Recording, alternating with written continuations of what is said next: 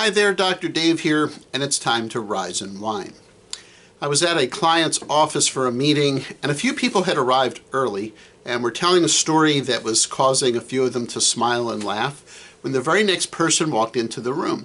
She saw everyone smiling, and she started smiling right away, even before she knew what was going on.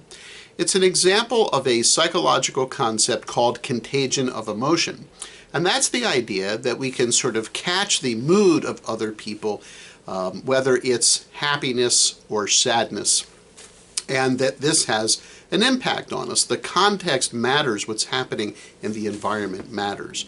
You can use this to improve the quality of your life, because although at work and in our social lives, often we don't control exactly who's around us, there are times when you can, and that's when surrounding yourself with people who have a positive impact on you can be so important.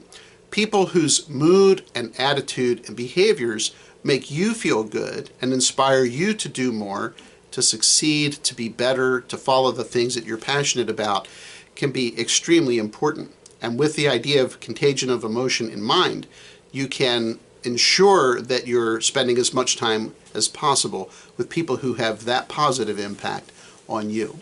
If you enjoyed this episode, please like, comment, and share. We do a new video each week, and so we hope to see you next time.